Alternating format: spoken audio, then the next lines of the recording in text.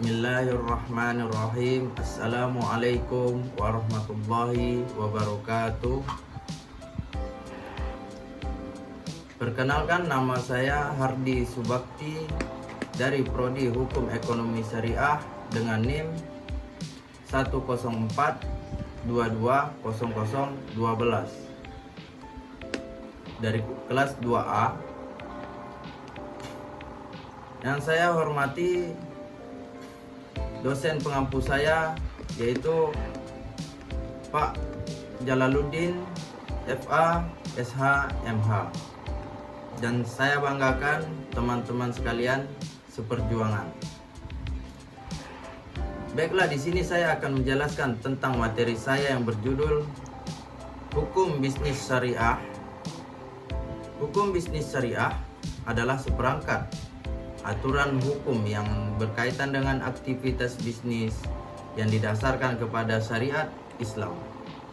Hukum bisnis syariah tidak didasarkan pada aspek-aspek duniawi seperti jumlah kuantitas atau profit, melainkan halal dan haram muamalah. Konsep halal dan haram ini meliputi segala jenis transaksi, mulai dari pendayagunaan harta, cara memperolehnya, perjanjian bisnis, dan segala aktivitas keuangan di dalamnya. Hukum bisnis syariah dikatakan halal apabila unsur-unsur jual belinya masih dalam batas syariat Islam. Sementara hukum bisnis syariah dikatakan haram apabila mengandung hal-hal yang menentang ketentuan agama Islam.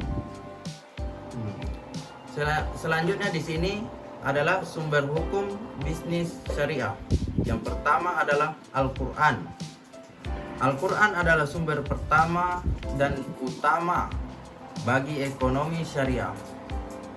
Al-Quran juga memberikan hukum-hukum ekonomi yang sesuai dengan tujuan dan cita-cita ekonomi Islam itu sendiri. Al-Quran memberi hukum ekonomi yang dapat menciptakan kestabilan dalam perekonomian itu sendiri. Yang kedua adalah hadis dalam kurung as-sunnah. Setelah Al-Quran, sumber hukum ekonomi adalah hadis dalam kurung sunnah, yang mana para pelaku ekonomi, dalam hal ini pelaku bisnis, akan mengikuti sumber hukum ini apabila di dalam Al-Quran tidak terperinci secara lengkap tentang hukum bisnis tersebut. Yang ketiga adalah ijma'.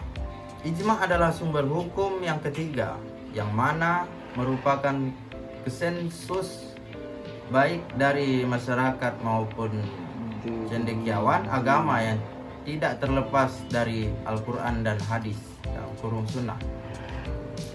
Yang D, ijtihad atau qiyas. Ijtihad merupakan usaha untuk menentukan sedikit banyaknya kemungkinan suatu persoalan syariat. Sedangkan qiyas adalah pendapat yang merupakan alat pokok ijtihad yang dihasilkan melalui penalaran analogi. Dan selanjutnya di sini macam-macam asas pada hukum bisnis syariah. Yang pertama yaitu asas ilahiyah atau asas tauhid. Yang kedua, asas kebolehan dalam kurung mabda al-ibahah. Dan yang ketiga, asas keadilan dalam kurung al-adalah. Yang keempat, asas persamaan atau kesetaraan. Yang kelima, asas kejujuran dan kebenaran dalam kurung as-sidiq. Yang keenam, asas tertulis dalam kurung al-kitabah. Yang ketujuh, asas iktikad baik dalam kurung asas kepercayaan. Dan yang kedelapan, asas kemanfaatan dan kemaslahatan. Yang kesembilan, asas keseimbangan presentasi. Yang ke-10, asas kepribadian dalam kurung personalitas. Selanjutnya di dalam hukum ekonomi syariah ada juga yang sangat penting, yaitu etika, moral dan akhlak dari hukum bisnis syariah. Etika, moral dan akhlak, nilai etika, moral, susila atau akhlak adalah nilai yang mendorong manusia menjadi pribadi yang utuh seperti kejujuran, kebenaran, keadilan, kemerdekaan, kebahagiaan, dan cinta kasih. Apabila nilai etika dilaksanakan akan menyempurnakan hakikat manusia seutuhnya, terutama dalam bidang bisnis syariah, untuk meningkatkan kepercayaan dalam bisnis dan memajukan suatu bisnis. Kesimpulan yang dapat saya sampaikan di sini adalah segala usaha manusia dalam memenuhi kebutuhan hidup berupa aktivitas produksi, distribusi, konsumsi, dan perdagangan, baik berupa barang maupun jasa yang sesuai dengan aturan-aturan dan hukum-hukum Allah yang terdapat dalam Al-Quran dan As-Sunnah. Adapun dua hal yang penting dalam kehidupan yang tidak boleh lepas dari yang satu dari yang lain, yaitu aktivitas bisnis dan aturan hukum. Bisnis merupakan bagian dari aktivitas manusia untuk memenuhi kebutuhannya. Rasanya tidaklah mungkin dalam komunitas manusia lepas dari aktivitas bisnis ini, dimanapun dan kapanpun saja.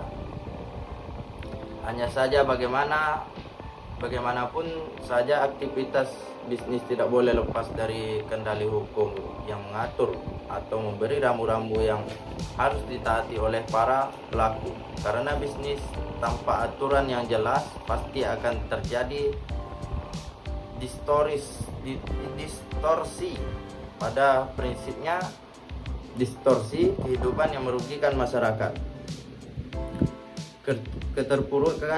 Keterpurukan ekonomi nasional pada prinsipnya karena supremasi hukum di Indonesia sangat lemah.